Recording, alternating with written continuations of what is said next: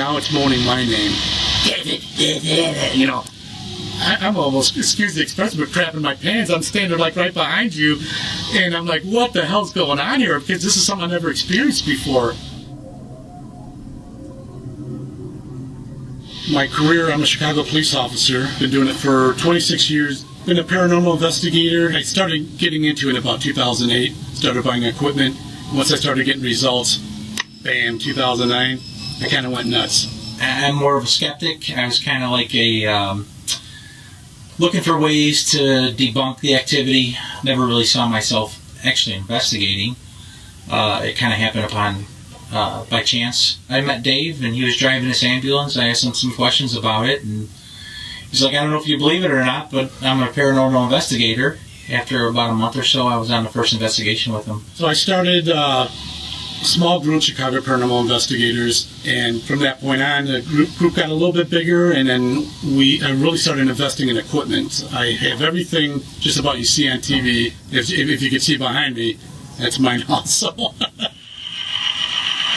The very first one that got me hooked, where I really started buying equipment, I was in an area where I worked my side job. For years, people talked about hauntings, seeing stuff, feeling stuff, hearing stuff. And I remember coming home from a family party. It was Christmas Day. I'll never forget it. I went to Wright College, where I worked my side job. I wasn't really expecting too much. We went into the theater. We're on stage. And I'll never forget this. Blew my mind. A light appeared in front of us. As it came closer, my voice recorder picked up a voice that said, "What are you doing?" It blew my mind, and I'm like, man, there was something there.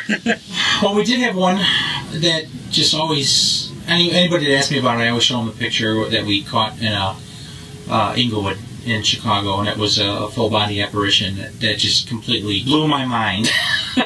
I've had other experiences, too, on investigations where I hear something, shadows. I've had my hair pulled. I've been touched before and marked, and I think that's just due, the spirit energy. It's that charge in the air. Sometimes when you touch the wall and you get that zap, like, ah. This one scared me, and I'll show you pictures. Right in front of everyone's eyes, 20 seconds, something rips me open from my right eye, just misses my eye, goes down my ear, makes my ear bleed, and then down my neck. You're like, Dave, you're getting scratched. And it took a few seconds, but then it started burning. And now I can see it better. Yeah, it's still there. It's still there. You look like a burn victim. Basically. And now what's interesting is now you have a scratch to it, too. Look at that. It's an absolute scratch. Yeah, I don't know. I felt like I was having chest pains and stuff up in the lunchroom. Something really heavy, and the next thing you know, they're noticing marks on my face. I wouldn't say that I'm as sensitive as Dave. Dave definitely is. He's like a magnet. They like to make contact with him and scratch him and, they yell at him. There was one, I went in the shower and I get a voice in my ear that scared me so much, I almost fell out of the shower. I turned on the shower curtain. I jumped off like a little scaredy cat. A lot of the places that we're at are just kind of dank and dark, and I kind of just think, when they're saying they feel heaviness, and then I'll feel it too, I'm kind of thinking, oh, maybe it's just the environment. I know when we did the Crown Point jail, I got like the heebie-jeebies. I guess you could call it. I was back by a cell where I just got this weird feeling. I grabbed the camera and I kind of just ran out of there.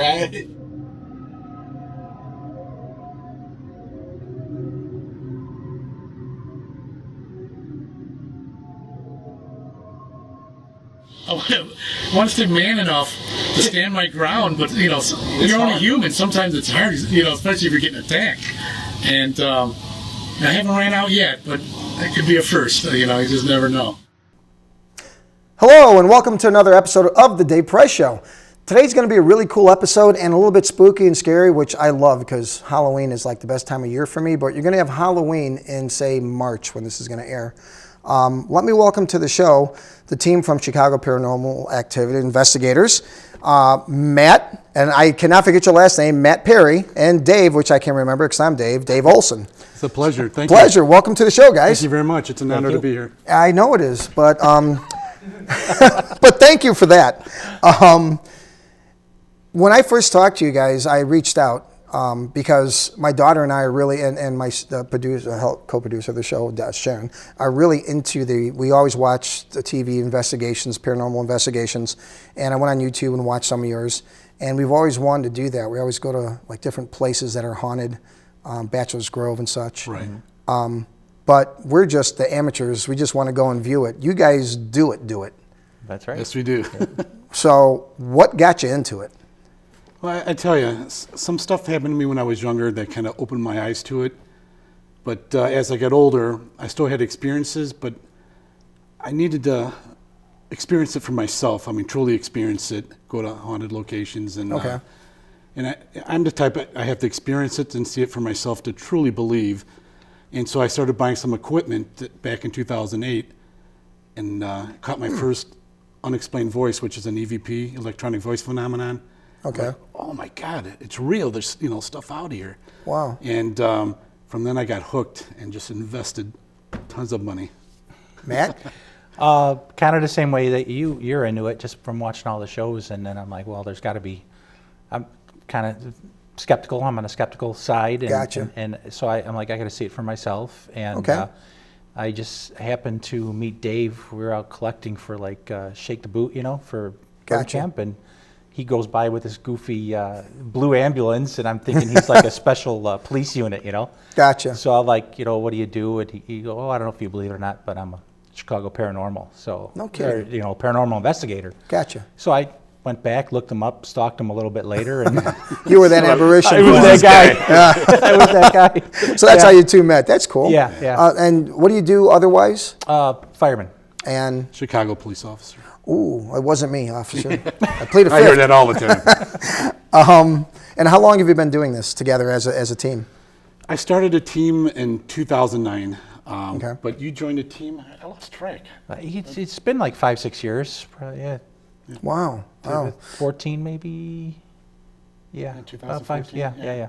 Where was that paranormal voice? What do you call it? A VP? Oh, EVP. EVP. Yeah, Where was that electronic at? voice phenomenon. Where did you catch that at? That was actually at my side job, which used to be, there's thousands and thousands of bodies still buried all along the grounds there, but it used to be a mental hospital, a mass grave site, Potter's Field, and you have retired police officers, housekeeping, engineers. I mean, some of these are older guys, I'm not gonna lie.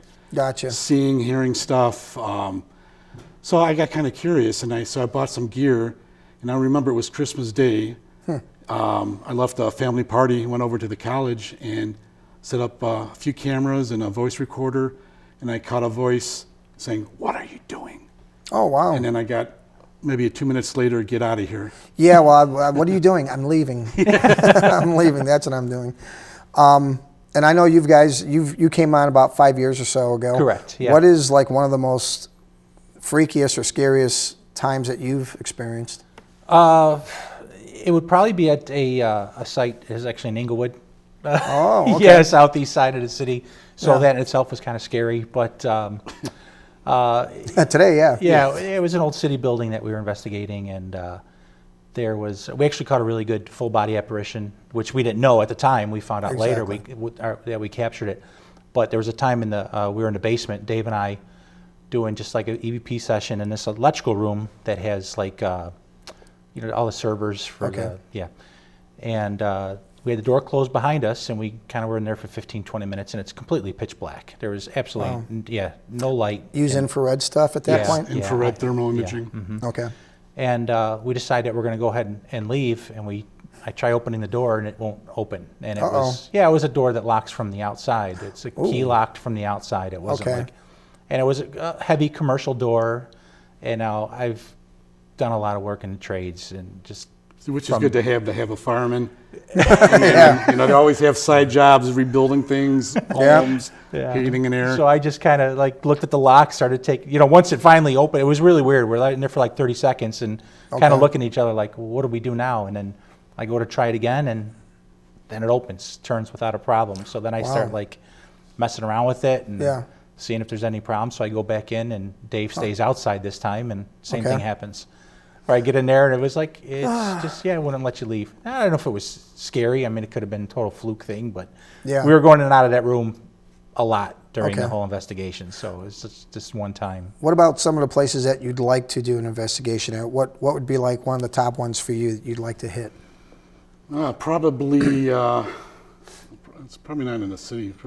Places like Alcatraz. And if I could get in there okay. and, I don't really want to do the tour thing. I want to do my own investigation. If you have too many people, it can compromise any evidence you have. So, Gotcha. but I love theaters, especially Okay. with history, jails, hospitals, Wow. stuff like that.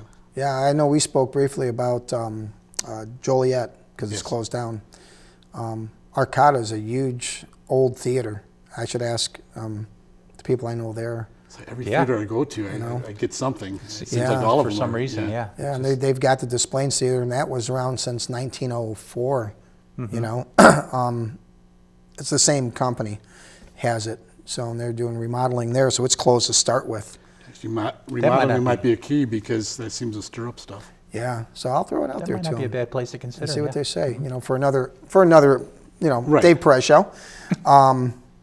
But and yourself, if you had to go and investigate a place, I think probably the first real thing that I heard was haunted was Excalibur nightclub. Like, Oh, yeah, that's right. I heard you know, about that growing too. up, going there, and then I forgot what it is now, but I mean, just the history that it was a temporary morgue. It used to for be the- Limelight or something after that. I met Billy It was Crystal before- there a while ago. Before Excalibur, I think it was Limelight. Yeah. Now it's yeah. Yeah, it's changed. It's changed, and but it was a temporary morgue for the Eastland disaster. Oh, no kidding. Yes, so that's Wow. kind of a place that I've always liked to get into. You ever think about like cemeteries, like Resurrection Mary and such, or Bachelor's Grove? Cemeteries are tricky because you have so much contamination from Outside like noise, outside right. noise, people moving around, Yeah. So a lot of the evidence that you might get, like audio evidence, you might have to throw out. See, that's what I was telling you guys about, or Sharon was, Fisher School. It's one of the oldest schools in DuPage County. I think it's the oldest school in DuPage County. And they have an old cemetery next to it with 1,800 graves and such. And it's off the beaten path, And that's key. And it's at nighttime, it'd be perfect. I'd love to See, that's why do something with that. we always get the questions, why do people investigate at night?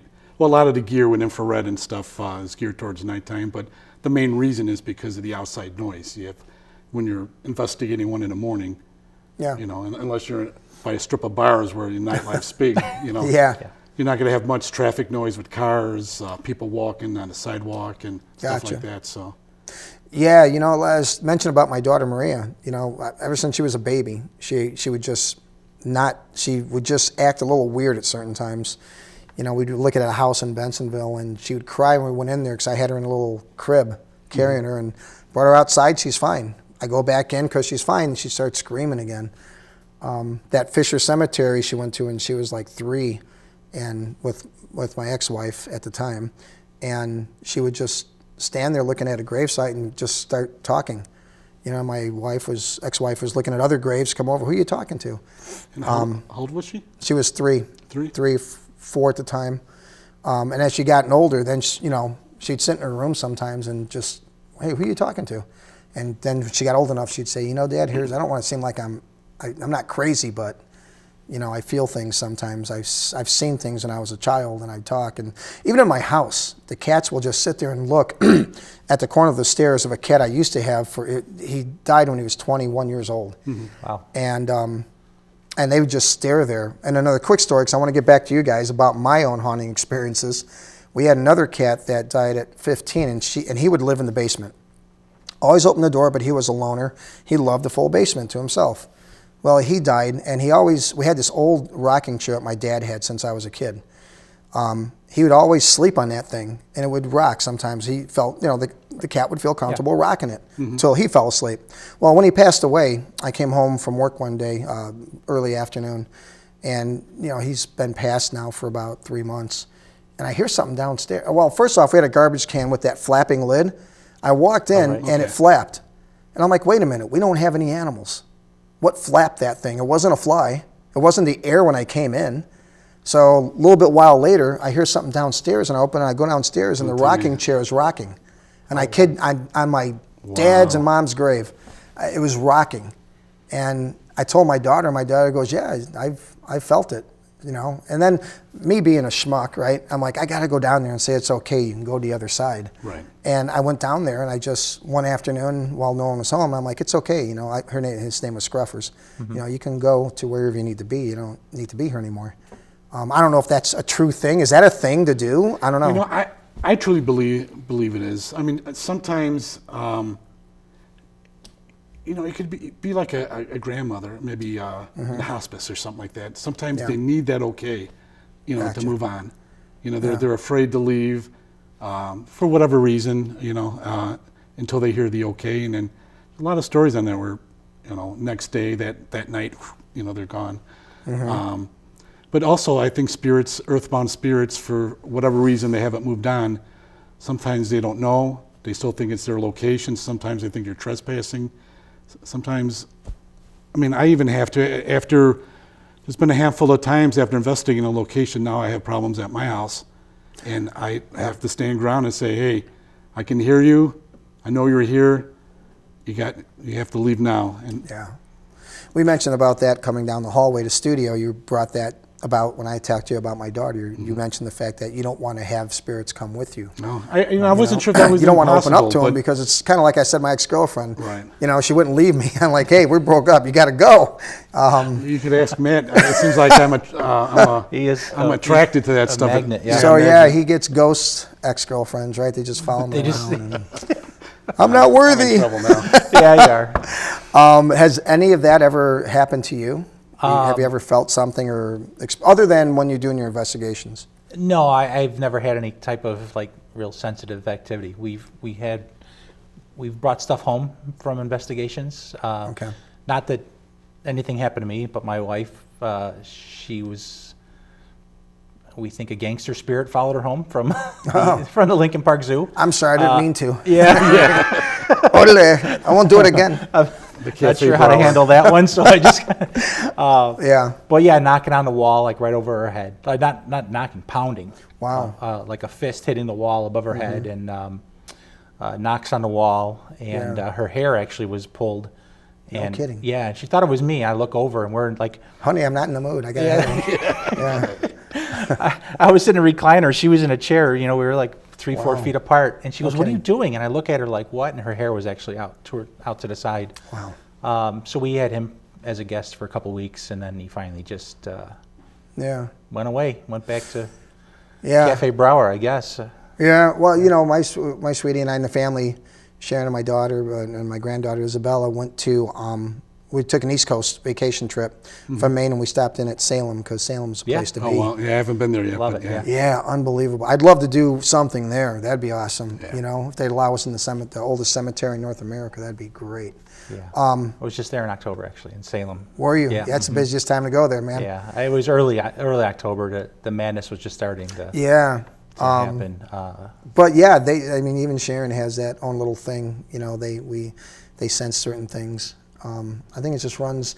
I don't know if it's something that runs throughout the course of a family, or if it's just something that's picked up on an individual basis. They say everyone. But it is a has thing. The ability, yeah. Oh yeah. It is. I mean, in my mind, other people might shove it off as whatever. It's whatever. You know. Right. Some people might be more open to it. Right. You know, and they're sensitive and they're more open to it. Some people might block it out. Yeah.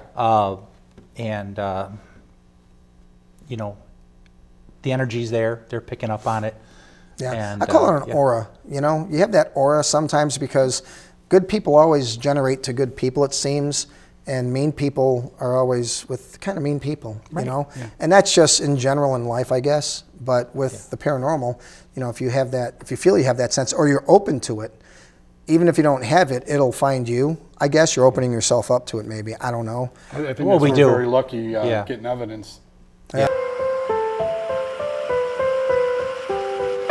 My name is David Olsen, and I'm a paranormal investigator.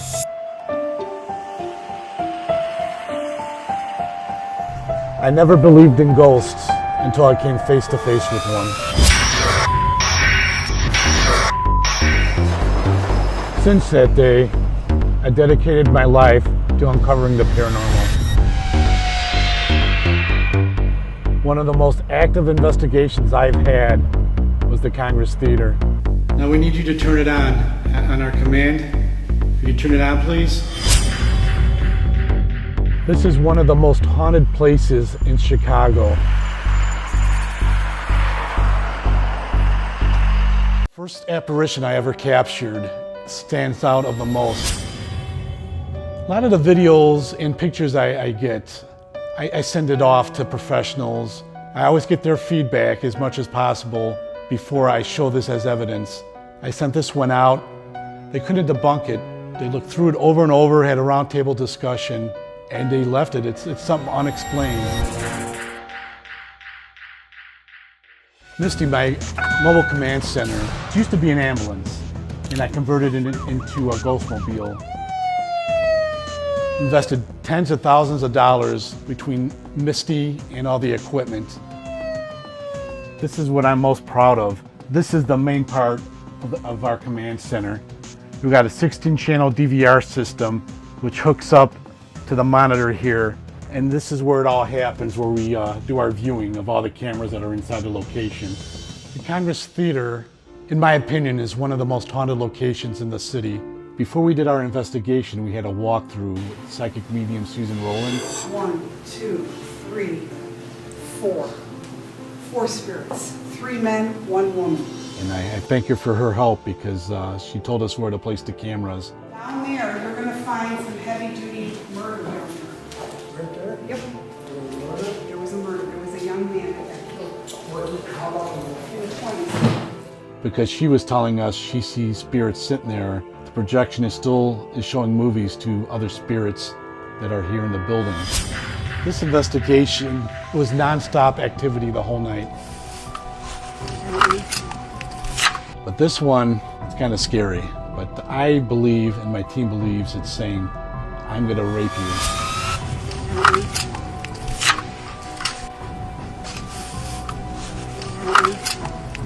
And we do have female investigators that are walking with us.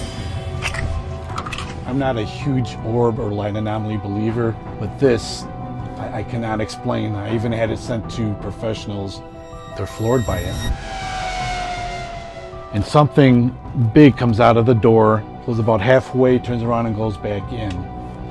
And there's no way this can be dust. It's not dust, it's not bugs. It's very cold outside. There's no bugs around. Now here's another one. There's a stairwell right here. And it comes from the stairwell. And watch the angle as it goes through the door. Now this is intelligent.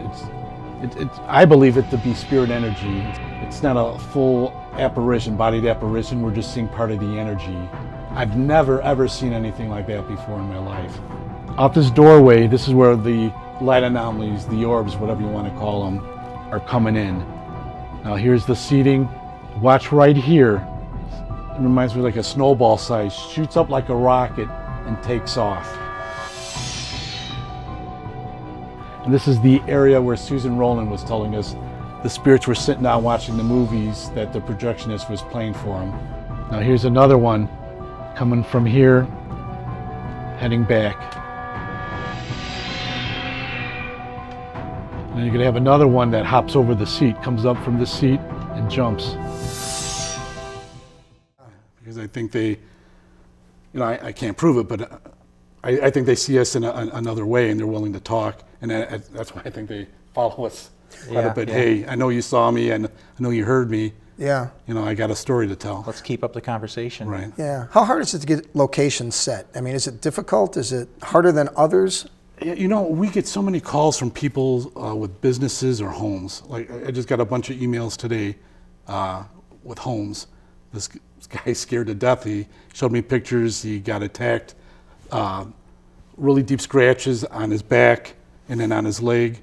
That happened maybe 2 days ago. Wow. They just remodeled the house, and his daughter got attacked up in the attic with scratches and bruises. Huh. So I'll have to follow up with him. But it seems to be a lot of homes.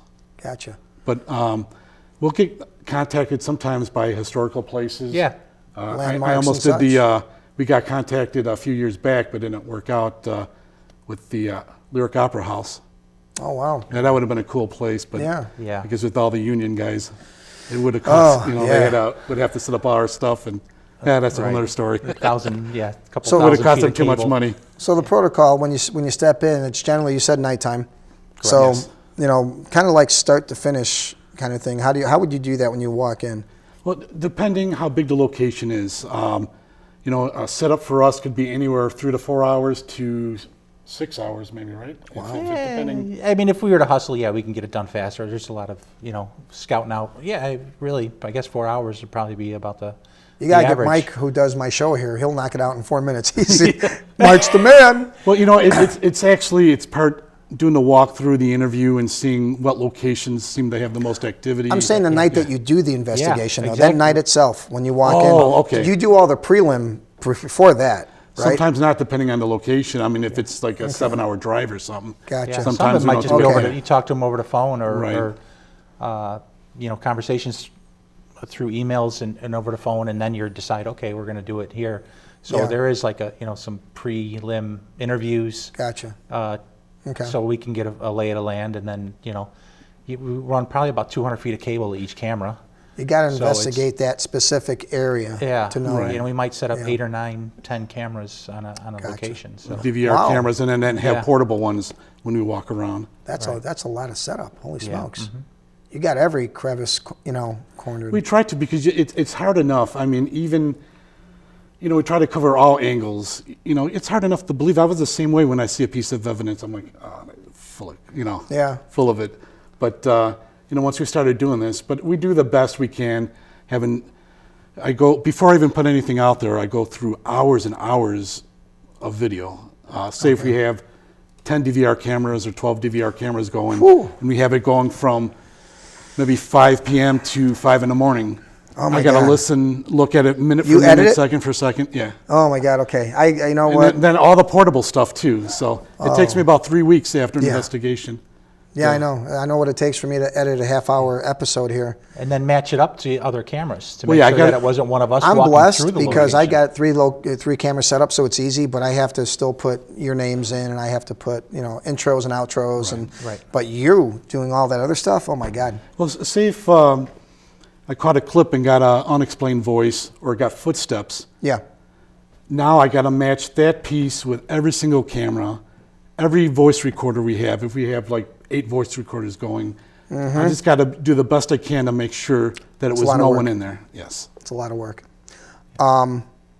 I got to go. Unfortunately, I know it's the clock on the wall says that it's about time to leave. But I'd like to get some shots of you guys. We call it B-roll stuff. You know what that Right. is? Just little segments of what you've done, and I can put that at the end of this episode. I might open up with it, as a matter of fact. So if you can send me a couple clips. Oh yeah. Yeah, Yeah. No absolutely. problem. Yeah. I'll throw that in, and with all your information, contact information, I'll put it in the credits as well. Okay. So I'm going to wrap this up. It was a pleasure to same have you here. here. It was for having us. awesome. Hopefully somewhere down the line we could hook up and we'll You know show what? you everything, how everything works. My next interview, what I want to do near Halloween time, would be on location, shooting from start and a little bit at that night, and then do another episode. Though I'd love to get another episode in. That'd My be daughter great. would love to be there as well, and my granddaughter. So. Sounds good. And it is cool to be with you guys. It was another great episode. I cannot wait to edit this and get it on air, but I want to thank you for being here.